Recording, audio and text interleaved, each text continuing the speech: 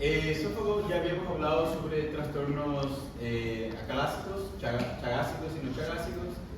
Divertículos, habíamos comentado sobre cómo se clasifican los divertículos por pulsión y por tracción. Hablamos del leiomyoma como tumores benignos más frecuentes, algunos tumores pólipos o sésiles. También hablamos sobre el cáncer epidermoide y el adenocarcinoma.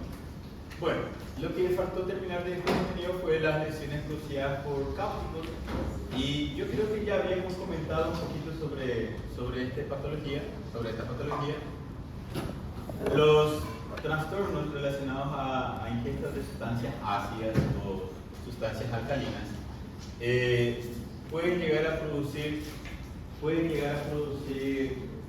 síntomas o signos, ¿verdad?, que pueden llevar a la muerte de ese paciente, ¿verdad? Entre ellos, una de las manifestaciones más comunes es la disfagia, ¿verdad?, la dificultad para deglutir, la odinofagia, el dolor a la deglución, la cialorrea, pero se puede agregar más complicaciones, como en el caso de vómitos con sangre, ¿verdad? Vómitos con sangre. Bueno, ahí entró de nuevo nuestra invitada.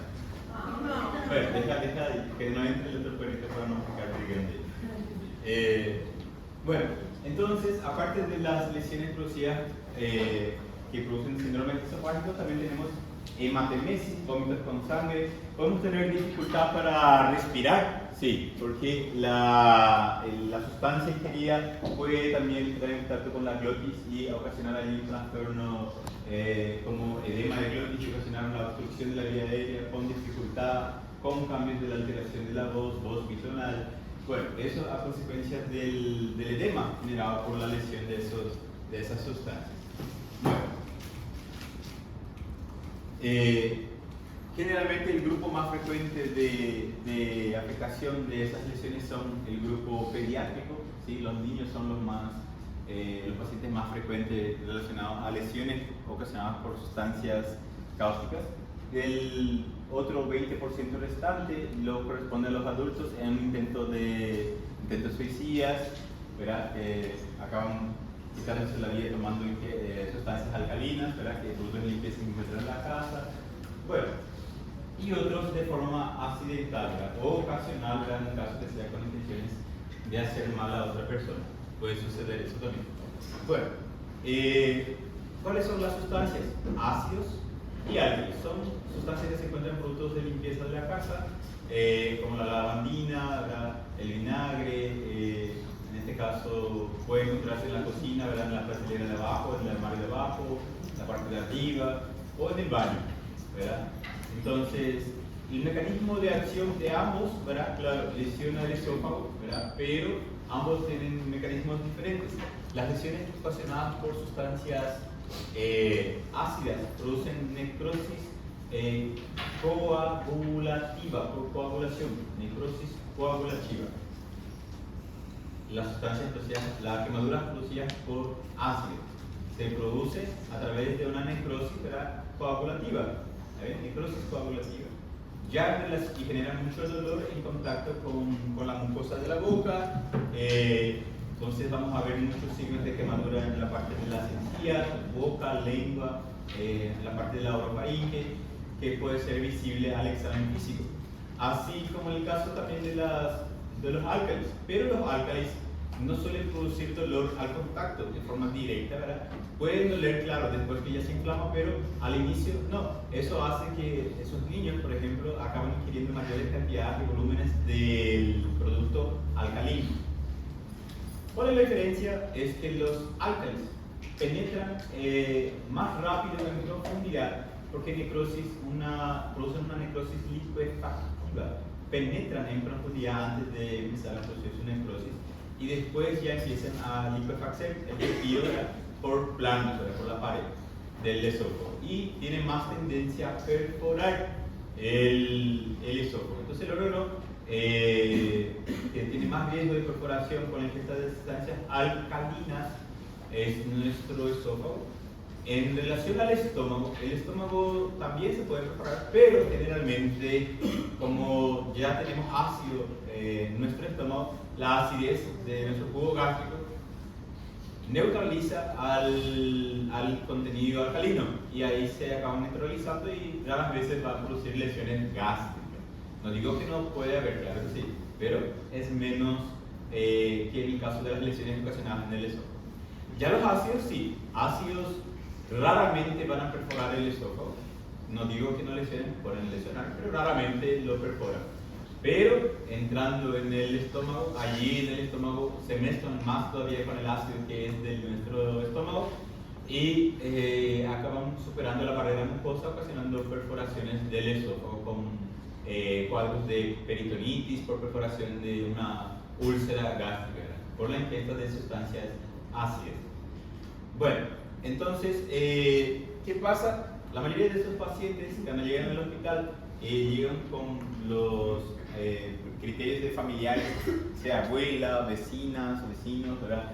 Que lo sugieren y lo dicen o lo incitan a provocar el vómito. ¿Está bien?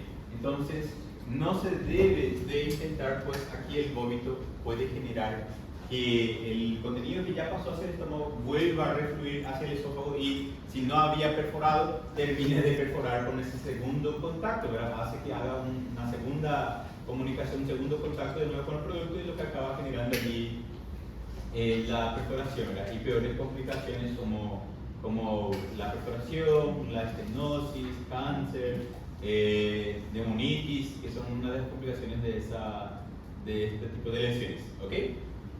Bueno, entonces, síntomas o signos, disfagia o dinofagia, cialorrea, para tratar de eliminar el producto que está por la boca, entonces el paciente empieza a hipersalivar, empezamos a tener dificultad para respirar y o en el caso de cambios de alteraciones de la voz, o el paciente puede llegar a tener allí vómitos con sangre, ¿está bien?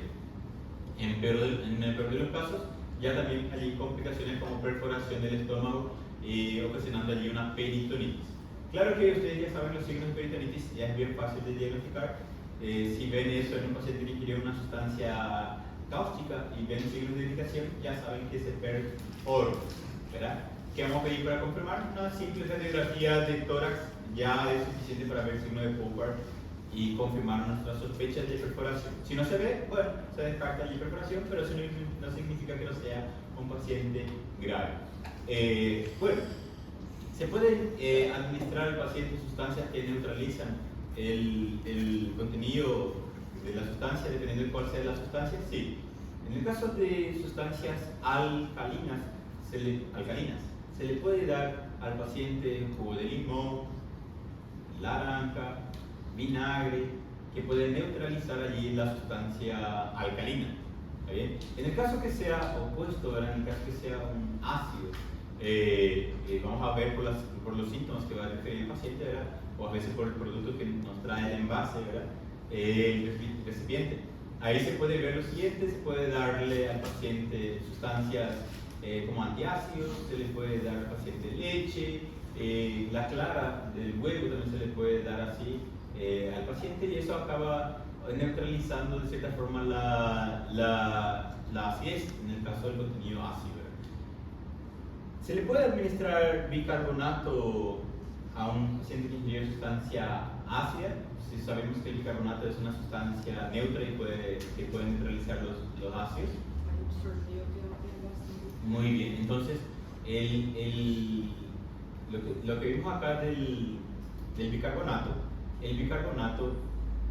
los niveles de hidrogeniones se eliminan por la secreción del jugo gástrico, entonces intensifica más todavía la acidez a nivel del estómago, y eso puede generar mayor acidez y más riesgo ainda de perforación. Entonces está contraindicado administrar, por ejemplo, el bicarbonato, y también contraindicado provocar o dar fármacos que generen emesis, vómitos del paciente. Doutor, até quanto tempo vai ingerir? Qual o máximo do tempo que eu tenho para administrar? ¿Cuál? Todo. Qualquer coisa. Ingerir, não sei, ácido, No, qualquer coisa. no importa el tiempo, puedes llegar en 4 horas, 6 horas, igual Meia hora faz igual. Igual se hace. Ahora, lo ideal es hacer un lavado, pero antes de hacer eso se solicita, ¿verdad?, una radiografía, y después de eso se solicita una endoscopía. ¿Para qué la endoscopía? si ya sé que está quemado. La endoscopía es para ver los grados de lesión, porque hay unos grados de lesión esofágica por quemaduras que podemos encontrar.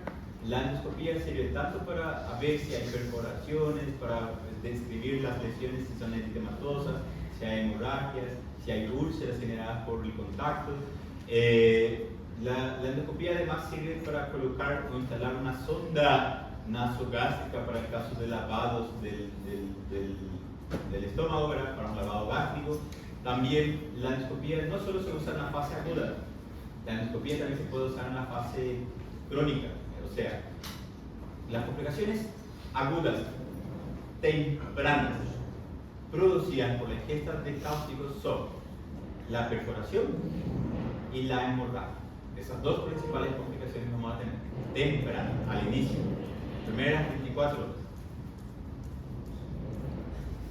Después, si el paciente sobrevive a la lesión, generalmente tiene complicaciones distantes, alejadas, complicaciones tardías que se generan semanas o meses después de la ingesta de esa sustancia, como la estenosis esofágica. Y otra complicación, el cáncer. Una persona que ingirió sustancias cáusticas y tuvo estenosis tiene allí casi 100 veces o 1000 veces riesgo de tener un cáncer de esófago en los 20 o 40 años después de la lesión.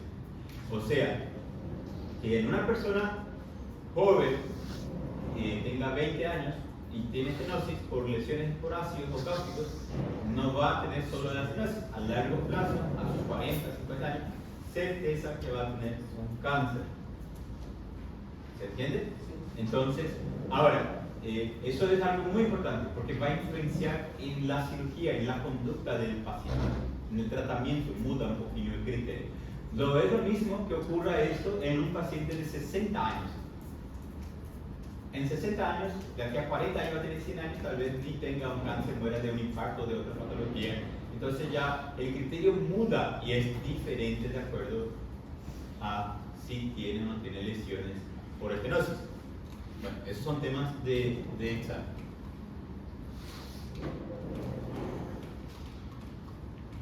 Vamos a avanzar. Aquí ya las lesiones. Entonces, vamos a ver signos de quemaduras a nivel de la mucosa bucofaringea. Vamos a ver costras o lesiones eritematosas, encías que van a estar inflamadas. Vamos a ver la lengua quemada con membranas, dolores de la deglución, hipersalivación, dolor retroesternal, dificultad para respirar, vómitos con sangre, ¿sí? Como manifestaciones de la ingesta de esas sustancias. El método de diagnóstico es la endoscopía, pero la endoscopía que hace el endoscopista tiene que ser con mucha precaución porque a veces ya podemos tener una perforación y la endoscopía puede perforar. Entonces, cuando un endoscopista entra en el esófago y ve que no consigue avanzar o está muy inflamado, ya no intenta más avanzar. Para e informa lo que vio hasta dónde pudo avanzar.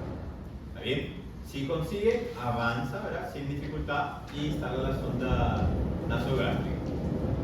La radiografía es buenísima. ¿Se puede usar contraste varitado? Sí, pero todo paciente que tenga algún tipo de manifestación respiratoria como cambio de la voz, dificultad para deglutir o dolor, son pacientes que pueden tener allí una incoordinación motora en la deglución y pueden broncoaspirar el contraste, y ahí ustedes van a tener un paciente que van a tener que intubar por broncoaspiración. Entonces son complicados. No, contraindicación no, porque si está perforado te va a hacer el diagnóstico y te ayuda. Si está perforado vas a tener que operar. El riesgo es que el paciente broncoaspire ese procedimiento, ese contraste. ¿Está bien? Si el paciente puede tragar, el tránsito esofágico es de utilidad para descartar perforaciones. ¿Bien? Sin embargo, puede ser peligroso en pacientes con lesiones orofaringeas, ya que debido a una incoordinación durante la deglución puede ocurrir la broncoaspiración, como estábamos comentando recién. ¿Está bien? Entonces, esa es la única contraindicación. Pero si su paciente de ustedes puede deglutir, si el paciente de ustedes no tiene síntomas respiratorios, pueden dar Denle de tomar, encontrando y hagan la radiografía, descarten perforación, que es una de las lesiones tempranas de las lesiones cáusticas. Bueno, en este caso, pacientes que tienen cáusticos deben de ser internados y en caso de lesiones más graves o lesión de vías aéreas, incluso pueden ir a unidad de terapia intensiva intubados. Pacientes con síntomas respiratorios, disnea o cambios de la voz bitonal o dificultad para respirar, ¿verdad? Sí o sí deben de ser intubados, porque el riesgo de lesión de la laringe, de la glotis y también de las vías bronquiales es muy elevado y puede llevar a la muerte de ese paciente. Entonces hay que intubar y es un paciente que puede estar en terapia intensiva. Nunca provocar el vómito porque pueden ser perjudiciales en más que beneficiosos. ¿Okay? Sí, la sonda nasogástrica para la válvula. Acá ven membranas esofágicas, ¿sí? De la mucosa que se desprende, acá también. ¿Sí? Todo eso son membranas del contacto, ¿verdad? De la mucosa con el producto, ¿verdad? Bueno, en el caso del tratamiento, ahí vamos a ver, dependiendo de cuál sea el grado, nosotros vamos a tener 3 grados de lesión esofágica. Grado 1, vamos a tener solamente un enrojecimiento con un poco de edema, si es leve. Grado 1. Si además tenemos hemorragia, pero es una hemorragia limitada, con ulceraciones o exudado o formación de pseudomembranas, que son ya falsas membranas, que les mostramos acá, estas por ejemplo, ahí sería ya un grado 2. Y si además de eso tenemos pacientes con desprendimiento de la mucosa, úlceras más profundas, hemorragia masiva con hematemesis y obstrucción completa de la luz del esófago por el edema, entonces ya es un grado 3. Son los grados de lesión esofágica. Bueno, ¿cuál sería la conducta? Dependiendo de cuál sea el grado. Vamos a tener aquí, si es que se ve. En el caso del la primera hipótesis, se le va a suspender al paciente la ingesta oral, nada por vía oral, por unos días, hasta que los síntomas agudos pasen, puede ser hasta una semana, mientras se le puede instalar nutrición por vía nasoenteral o a través de una yeyunostomía. Si es que no se logra, el médico consigue inventar varias formas de alimentación. Si vemos que por sonda nasoyeyunal no se puede colocar, por sonda de endoscopía, o no se puede instalar porque está lesionado el esófago, entonces el cirujano puede hacer una mini incisión por el epigastrio, por ejemplo, o por el flanco, agarrar el intestino delgado, yeyuno, hacer un pequeño corte y dejar el yeyuno aquí en la pared, sin separar el intestino, solamente eso se llama yeyunostomía de protección. Y podemos alimentar por eso, yeyunostomía para alimentación. Y ahí el paciente se alimenta por ahí hasta pasado una semana, se vuelve a hacer la endoscopía para evaluar si ya bajó el edema, el eritema, si ya no hay mucosas, úlceras, si la úlcera ya cicatrizaron, y ahí iniciar la tolerancia vía oral nuevamente. Eso cuando es en el grado 1. Bueno, grado 2 ya es un poco más complejo. En el grado 2 ya hay riesgo de perforación, úlceras más profundas, hemorragias que pueden ser limitadas.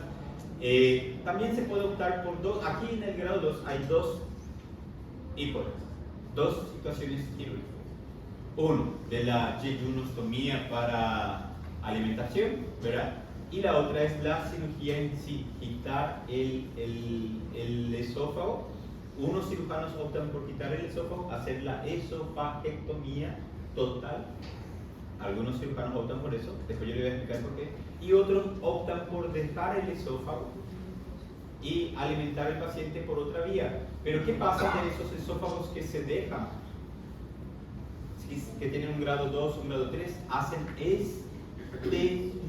¿Qué significa la estenosis?